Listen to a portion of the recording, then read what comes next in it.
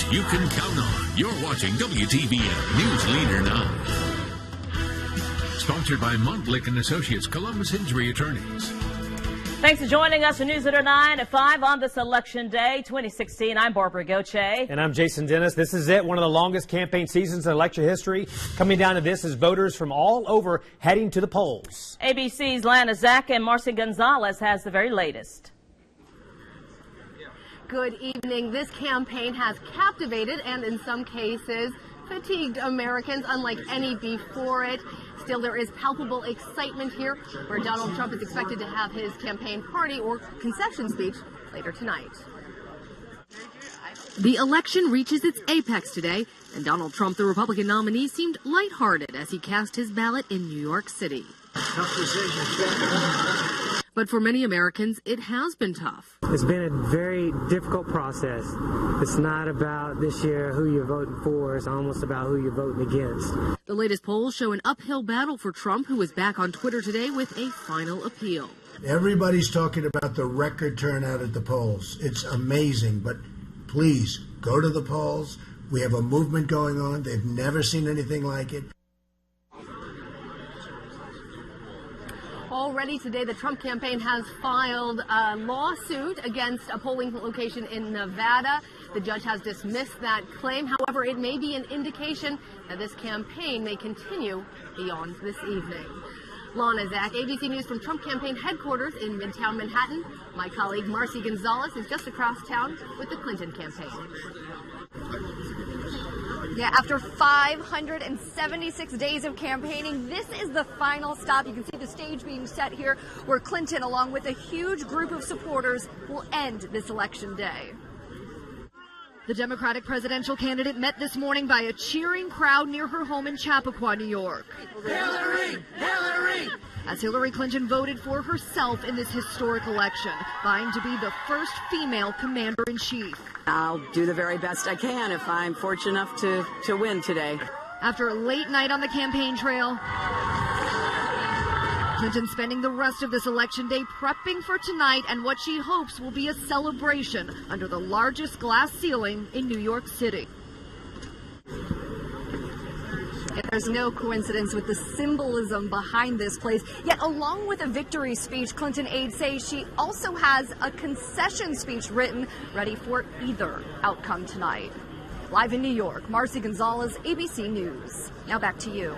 All right, Marcy and Lana, thank you so much. And we've got team coverage across the valley as voters are still at the polls. News Leader 9's Irisha Jones is following the vote for the property tax freeze. And our Emily Arroyo is following the contested Muskogee County Sheriff's race, along with our Elizabeth White with the latest on our East Alabama races.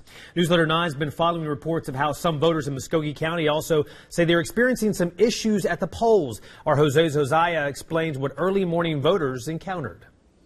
All election day morning, News Leader 9 has received several calls and emails from concerned voters who say that when they arrived to their voting precinct and handed their IDs to volunteers, they were told that they had already cast their ballot. We headed out to the precinct at Columbus Technical College. Here we saw plenty of voters making their way over to the machines, but we could also see a line off to the left. This group had been told by poll workers their ballots had already been cast. Some voters said they'd spent at least half an hour in that line and that most of them were able to vote and make their way back to work. One frustrated citizen, however, couldn't wait any longer and left without exercising his vote. That whole line there, they said everybody in that line had voted, which none of us had. With the number of calls and emails we've received on the matter, we reached out to the Muskogee County Elections Office to see why some voters are being told they voted twice. One official believes this confusion stems from a problem with mail-in ballots that started back in the primary elections. A lot of people, you don't have to have a reason to receive an absentee ballot. And so a lot of people have called and asked for absentee ballots, and we send them to them.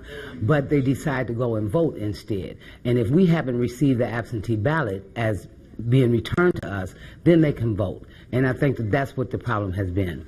The Muskogee County Elections Office urges any voters who may have experienced this problem to contact the special hotline. You can find that number on our website, WTVM.com. Reporting in Columbus, Jose Zozaya for News Leader 9. And as voting continues for a few more hours, people in Columbus will see one question on the ballot that's been controversial for more than a year, and it involves property taxes. News Leader 9's Arisha Jones is standing by to break down what a yes vote will mean for Muskogee County homeowners. So, yeah, definitely a controversial issue, Arisha. Well, that's right, Barbara. With strong opinions on both sides whether or not to thaw or keep a property tax freeze, this is how the issue reads on the ballot. Shall the act be approved, which eliminates the current base year assessed value homestead exemption for purposes of Muskogee County school and consolidated city-county government ad valorem taxes for homestead property acquired after January 1st, 2017? A yes vote on those in favor of the thaw the freeze would change property tax values for homes bought after the new year. In September, Mayor Teresa Tomlinson was quoted saying the reason is called a thaw and not lifting of the freeze is because the freeze would actually just be retired and continue to exist for homeowners who currently have it. She goes on to say the property tax freeze system will be replaced overall by a fair market system being used now in much of Georgia. But folks opposing the thaw say the current freeze is fair to all homeowners. Coming up on the news at 6, I'll break down what a no vote will mean for those who want to keep the freeze in place. Back to you, Barbara and Jason. Yeah, it could make a big difference for a lot of people. Arisha, thank you. And also up for grabs, the Muskogee County Sheriff's Office. It's a race that started out with some controversy as multiple candidates got disqualified over paperwork confusion. And our Emily Arroyo continues our live team election coverage outside the City Services Center. And Emily, voting's still going on there, right? That's right. And one thing voters are deciding on is the fate of the Muskogee County Sheriff's Office. It was pretty much smooth sailing through the primaries since disqualifications left only one independent, Democrat, and Republican candidate on the ballot. So tonight they're finally facing some real opposition each other. Republican Mark LaJoy addressed his voters on Facebook talking about changes he wants to see if he gets elected, including dropping a lawsuit against the city of Columbus. Democratic nominee Donna Tompkins elaborated on her 30 years of experience with the sheriff's office in her recent campaign ad, also mentioning changes she wants to see. Incumbent and independent Sheriff John Darr lured voters this year with reforms he's made in office to the Muskogee County jail system, along with faith-based substance abuse treatment programs. Now, we'll continue to follow this race throughout the night along with all the other races, and we're interested to see if any of those disqualified candidates were able to pull in some numbers as a write-in option. I'll send it back to you guys in studio for now. All right, thanks very much, Emily, live from the City Services Center in Columbus. And in Georgia, voters are deciding on several amendments, including the controversial Opportunity School District Amendment. Amendment 1, if passed, would give the state the ability to take over failing schools. And the governor would have the power to appoint an Opportunity School Superintendent, and that person would have the ability to fire school administrators or turn the school into a charter. A no vote on this amendment today would keep school systems the way they are as of now. To the other side of the river now, where East Alabama is experiencing a historic turnout for this presidential election. News 9's Elizabeth White joins us live from the Clarion Hotel, the largest precinct in Lee County. And Elizabeth, election officials saying the lines to vote are unprecedented. I saw your noon live shot there. Boy, those lines are long.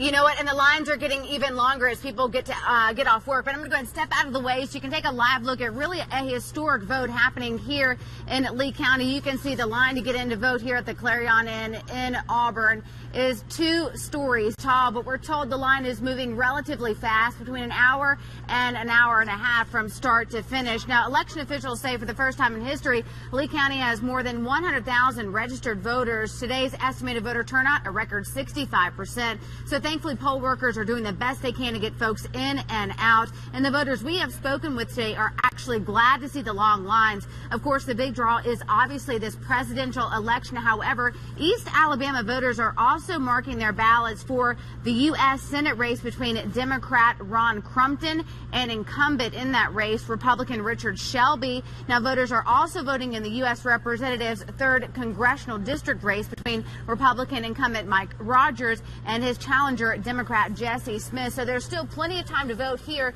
in East Alabama. Polls are open until 7 p.m. Central Time tonight. And this is really important for viewers to understand. Sheriff Jay Jones says if you get in this line by 7 p.m. Central Time tonight, you will be allowed to vote. It just may take a couple hours for you to get your ballot. But again, if you're in line by 7 p.m. Central Time, you will be allowed to vote. Barbara, Jason, back to you. Yeah, it looks like it's moving pretty good too there, Elizabeth. All right, thank you.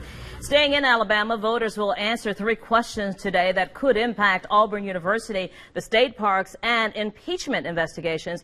If passed, Amendment 1 would add 2 positions to the Auburn Board of Trustees, allowing for more diversity.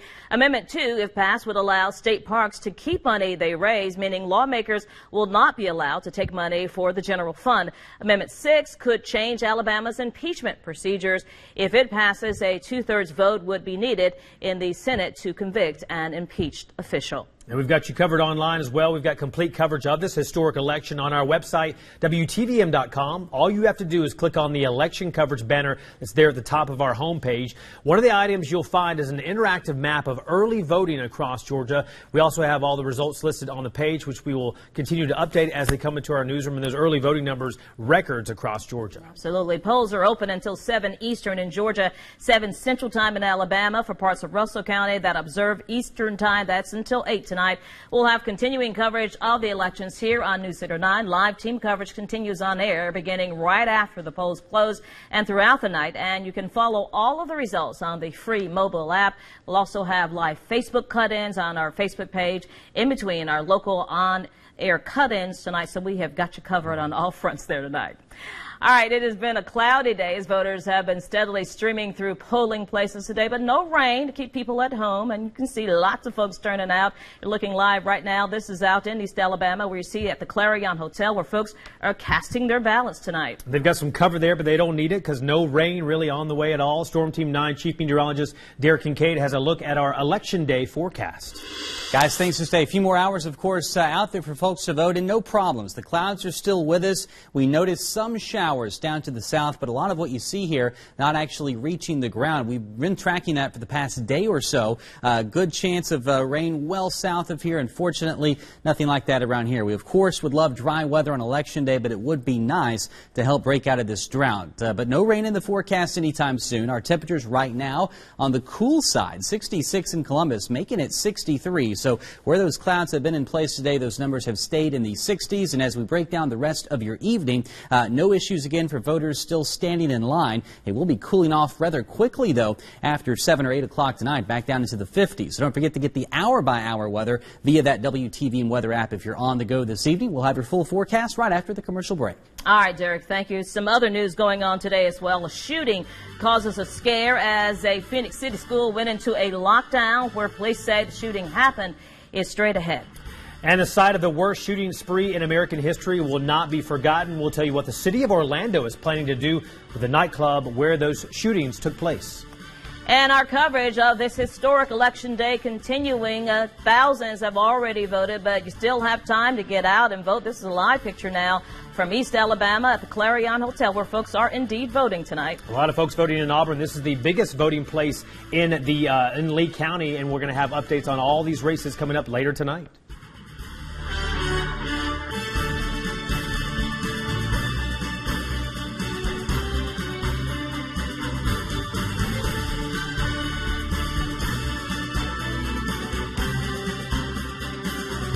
News Leader 9 is sponsored by your local Ford dealer. Go further. Tonight we'll decide the direction of our country, our state, and WTVM is here to bring you unmatched local and national coverage with up-to-the-minute results on air, online, on mobile, and social. Download the WTVM app today.